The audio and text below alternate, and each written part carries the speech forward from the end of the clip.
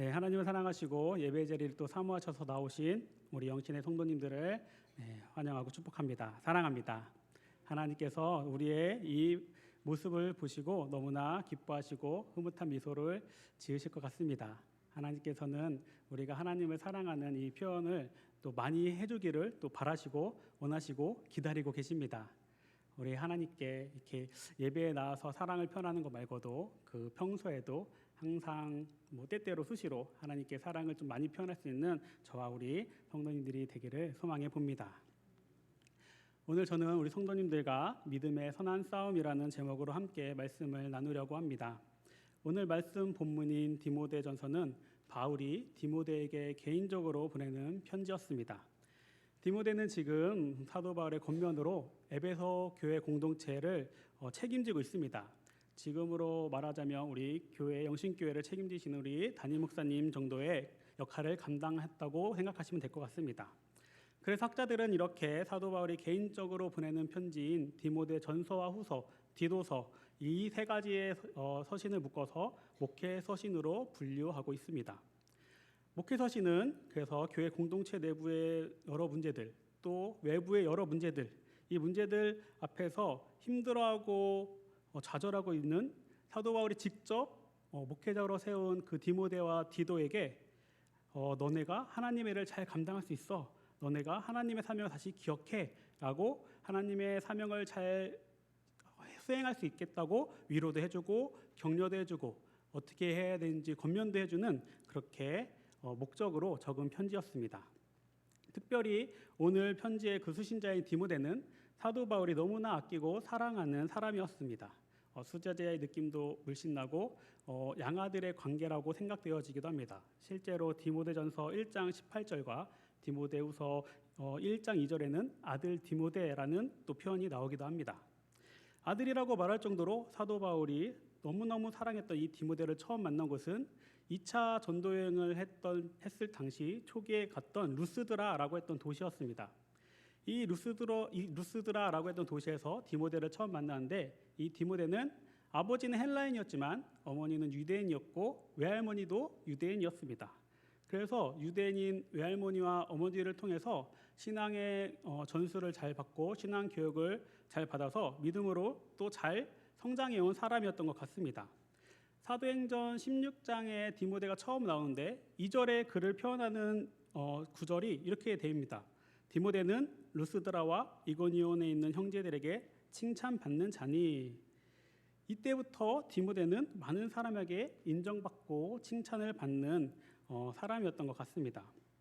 사도 바울도 디모데를 만나고 그런 디모데의 성품과 신앙의 됨됨이를 보고 디모데에게 또 반하게 된 게 아닌가, 그래서 특별하게 더 아끼지 않았을까 생각을 해보게 됩니다. 이렇게 다른 사람들에게 칭찬도 받고 사도 바울에게 누구보다 사랑받았던 이 디모데가 지금 에베소 교회를 책임지고 있다고 했습니다. 에베소 교회를 생각해보면 사도 바울이 2차 전도 여행 때에 처음 그 도시에 가가지고 또 교회를 세우게 됩니다. 그리고 나서 3차 때는 2년이나 더 되는 기간 동안 머물면서 하나님의 말씀을 가르치면서 사도 바울이 가장 어떻게 보면 왕성하게 그 교회 공동체를 위해서 사역을 했던 곳입니다. 사도 바울에게는 다른 어떤 교회 공동체보다도 아마 애정이 가는 공동체가 이 에베소 공동체이지 않았을까 싶습니다. 우리도 함께 몸으로 부대끼면서 지내는 시간이 길면 길어질수록 고운 정도 쌓이겠지만 미운 정도 쌓이고 그러면서 이런저런 정들이 다 들으면서 더 마음이 쓰이는 것이지 사실이지 않습니까? 그러니까 사도 바울도 분명 에베소 교회가 자신에게는 조금 더 특별한 공동체였을 것입니다. 그래서 아마 가장 믿음직스럽고 사랑하는 이 디모데를 이 에베소 교회의 리더로, 목회자로 아마 보내지 않았을까 싶습니다. 그러면서 오늘 말씀은 사도 바울이 디모데에게 목회자로서 본을 보여야 하는 그 믿음의 모습에 대해서 또 다시 권면해주고 있습니다. 그 모습이 무엇인가요? 사도 바울이 디모데를 지칭할 때 11절 처음에 나오는 말씀이 오직 너 하나님의 사람아 라고 부르고 있습니다. 하나님의 사람. 사도 바울은 지금 디모데에게 다시 한번 정체성을 일깨워주고 있습니다. 너는 세상에 속한 사람이 아니야. 너는 하나님께 속한 사람이야. 하나님이 정하여 부르신 하나님의 일을 하는 사람이야. 너는 하나님의 자녀이고 하나님의 청지기이며 종이야 라고 일깨워주고 있는 것 같습니다. 우리 모두는 하나님의 자녀, 하나님의 청지기, 하나님이 택하여 부르신 하나님의 사람임을 믿습니다. 그렇기 때문에 오늘의 말씀인 사도 바울이 개인적으로 디모데, 교회 공동체적으로는 목회자에게 권면하는 말씀이지만 성경을 읽고 있는 모든 독자, 하나님의 자녀들에게도 동일하게 주시는 말씀인 줄 믿어 의심치 않습니다. 우리는 모두 하나님의 사람입니다. 하나님께서 세상에서 구별하여 따로 선별해서 정해주신 하나님의 자녀입니다. 우리는 세상 속에서 다른 사람들과 섞여서 살아갈 때에도 이 하나님의 사람이라는 정체성을 기억하고 살아가야만 합니다. 하지만 많은 순간에 우리는 이 정체성을 잊어버리고 내가 어떤 사람인지 인지하지 못한 채로 살아갈 때가 얼마나 많은지 모릅니다. 세상의 다른 사람들과 똑같이 여기고 생각하면서 세상의 사람들이라고 나도 치부하면서 살아가고 있습니다. 이 점을 주의해야 하고 우리는 항상 내가 하나님께 선택받은 하나님의 사람이라는 이 정체성을 인지하면서 말 한마디, 행동 하나에 그 하나님의 사람을 나타낼 수 있어야 합니다. 그 말씀이 오직 너 하나님의 사람아 라고 그 후에 이어지는 이것들을 피하고 의와 경건과 믿음과 사랑과 인내와 온유를 따르며 라는 말씀입니다. 이 말씀을 한마디로 하나님의 성품으로 삶을 살아낼 수 있어야 한다는 가르침입니다. 나를 통해서 세상이 하나님을 볼 수 있어야 하고 하나님을 만날 수 있어야 하며 하나님을 알아갈 수 있어야 한다는 말씀입니다. 먼저 사도 바울이 디모데에게 이것들을 피하라 라고 가르쳐 줍니다. 이것들은 그러면 앞에 나오는 그 말씀들의 내용일 텐데요. 오늘 본문 말씀 앞절의 내용이 어떤 내용인 것인지 한번 말씀드리면 사람이 교만하여진다면 바른 교훈을 가르쳐서 예수 그리스도의 말씀과 경건에 이르도록 하지 않고 변론과 언쟁만을 좋아하면서 투기, 분쟁, 회방, 악한 생각, 부패한 마음으로 진리를 잃어버리게 된다고 합니다. 또 재물, 돈만을 쫓아 살아가는 삶을 살아가게 된다는 말씀이었습니다. 그러니 그 길은 사람을 파멸과 멸망에 빠지게 만드는 길이니 사도 바울은 지금 주의하고 그 길은 피하라고 디모데에게 가르쳐주고 권면하고 있는 것입니다. 그 다음으로는 우리가 따르고 지켜 행해야 하는 덕목들을 가르쳐주고 있습니다. 처음으로 나오는 것이 의입니다. 의라고 번역된 디카이오시넨이라는 단어는 법정에서 주로 사용되는 용어로 공의를 뜻하는데 사도 바울이 말한 문맥상으로 하나님의 의로우심과 같이 진리에 부합하는 올바른 삶을 의미합니다. 그렇다면 이 의만 가지고서도 하나님의 성품을 어떻게 보면 다 표현할 수 있을 것도 같습니다. 두 번째로 나오는 경건은 일반적으로 하나님에 대한 경외심으로 그에 걸맞은 삶을 사는 것을 뜻합니다.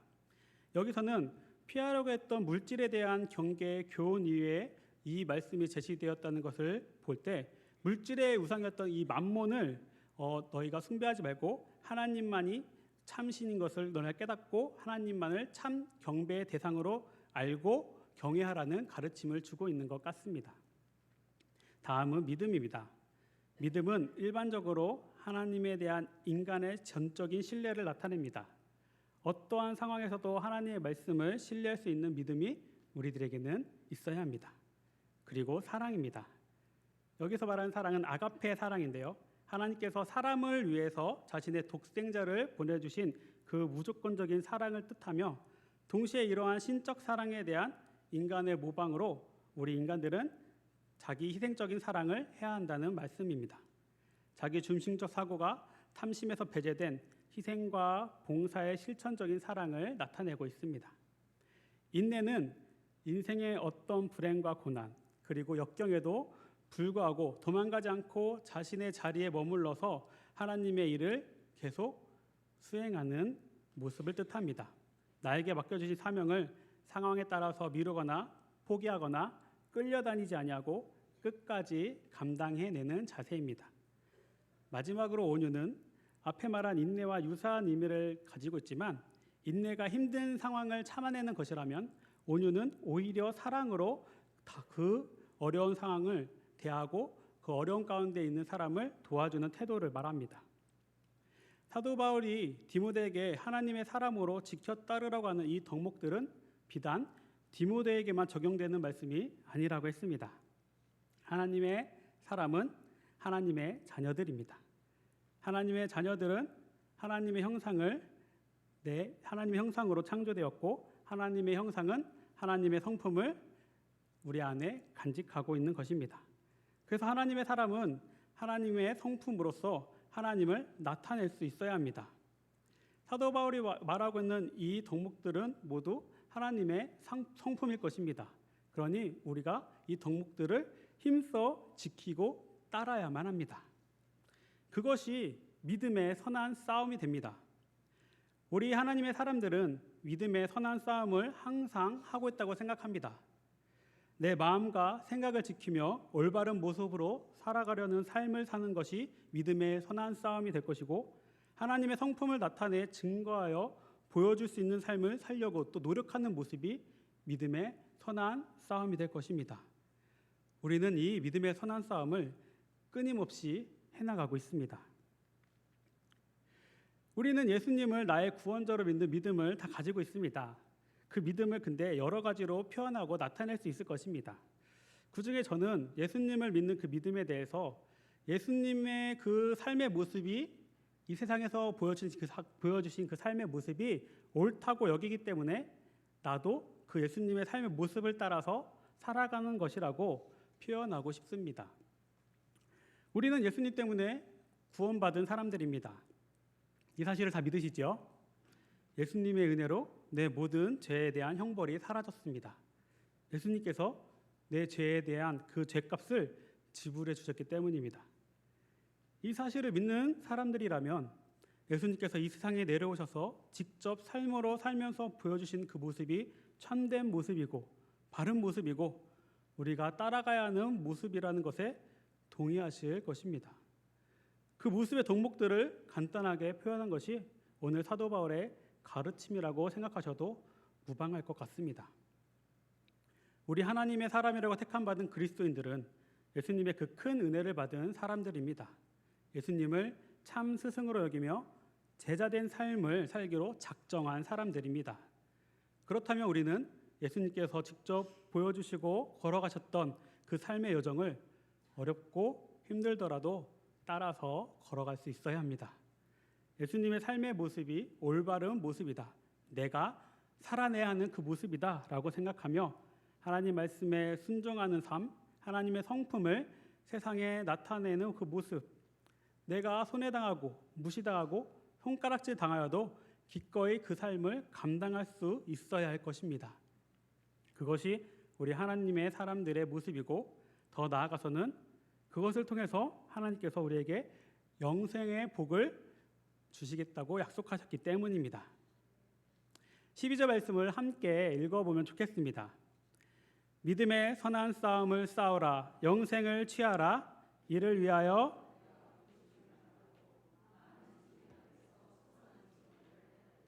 아멘. 우리가 어떻게 내 안에 믿음이 존재하는지 여부를 증명할 수 있다고 했습니까? 믿음은 눈에 보이지 않죠. 그렇기 때문에 우리는 우리의 행실을 통해서 우리 각 사람의 믿음의 여부를 증명할 수 있습니다.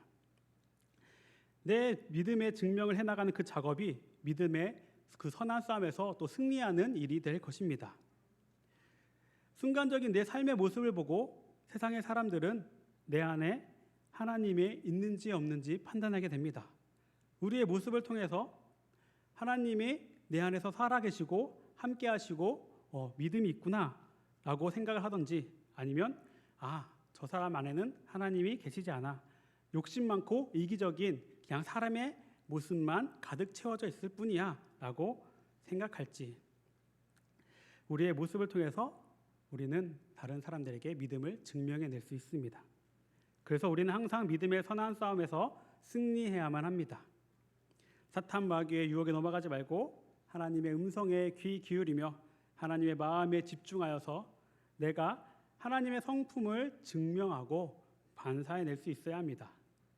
그때 비로소 우리는 내 믿음을 증명하고 사람들에게도 인정받고 하나님께도 인정받는 하나님의 사람이 될 수 있을 것입니다.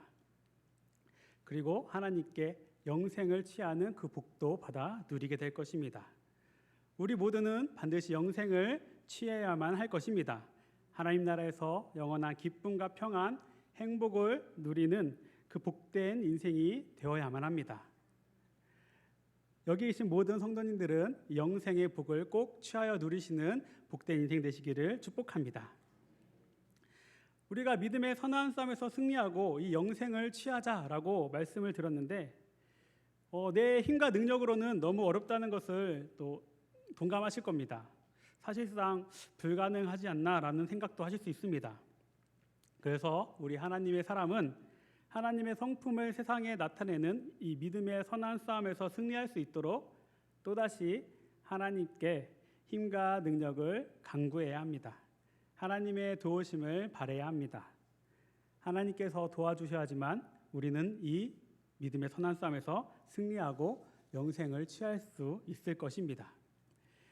내 힘으로 노력을 하려고 할 때 한번 생각해 보겠습니다.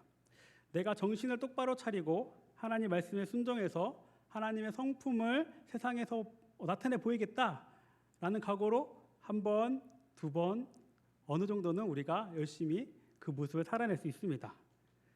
세 번, 네 번, 다섯 번, 어쩌다 보면 꽤 오랫동안은 그 모습을 유지할 수도 있습니다.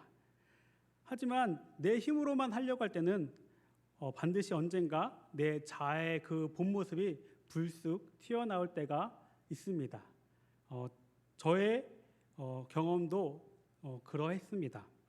하나님의 성품을 따라서 조심하면서 내 생각과 마음을 지키면서 사람들을 하나님의 사랑으로 대하려고 하다가도 내가 지치고 힘들고 내 육체가 연약해졌을 때나 몸이 아프고 힘들 때, 때로는 하나님과의 관계가 조금 소원해졌을 때, 그 때가 위험했습니다.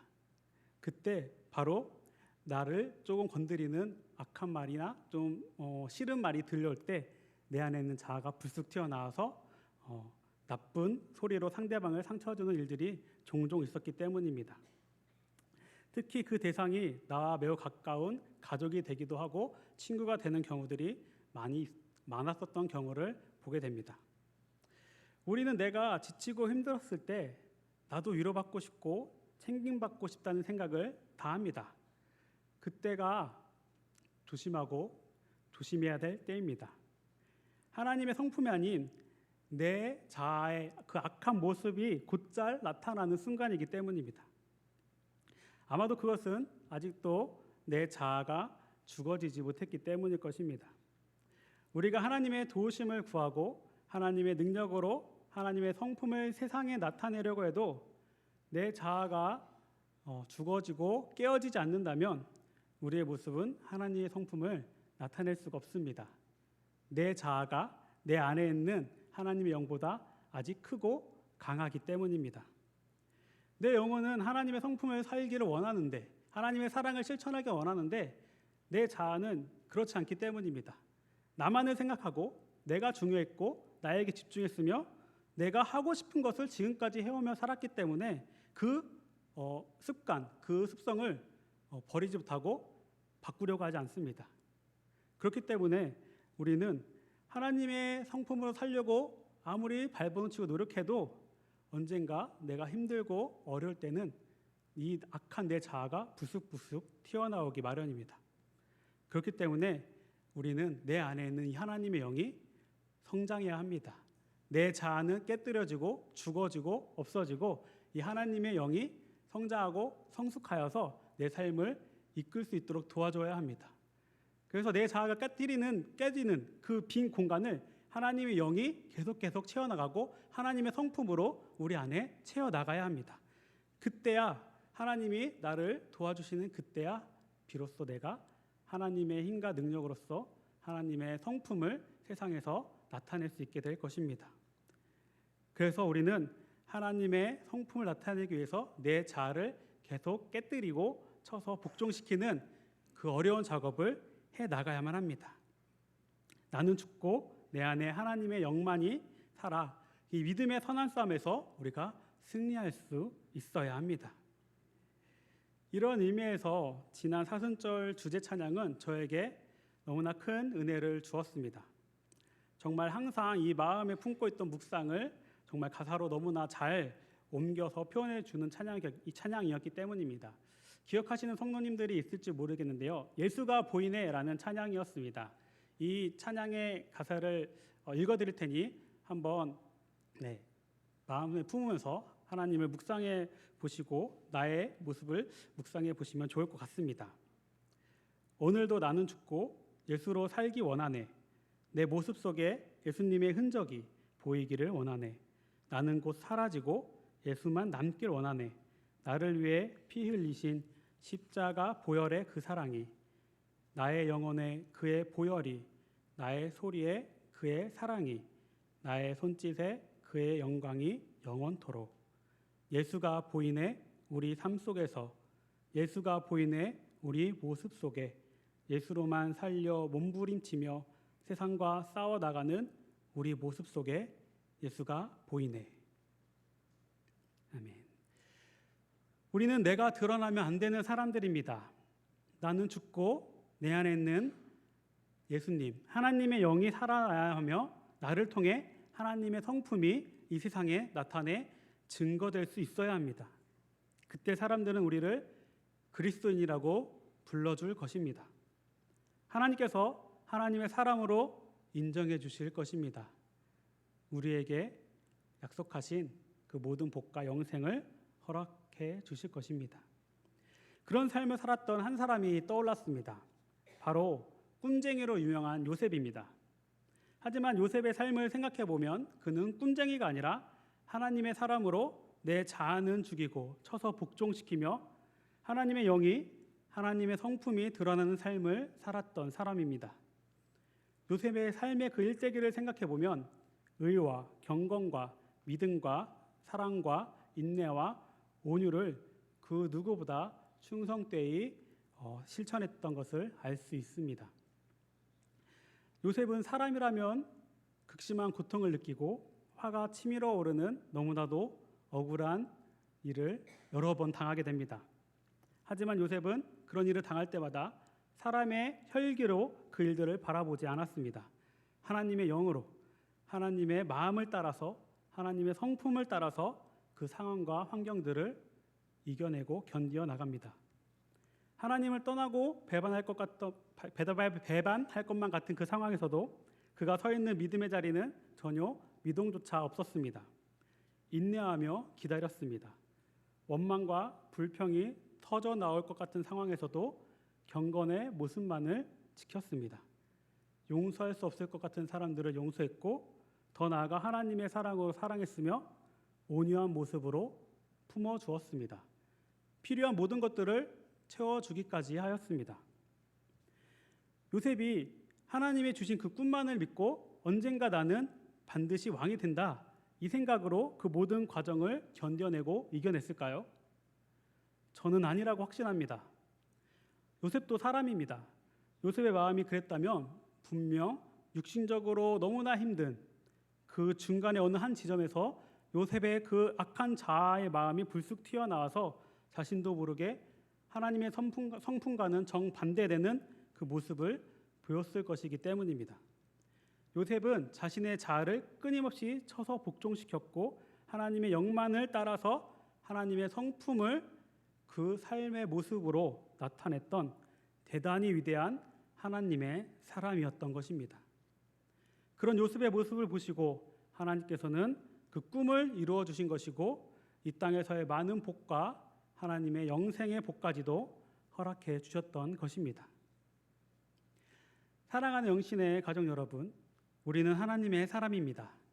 하나님의 사람으로 하나님의 성품을 내 안에 품고 있습니다.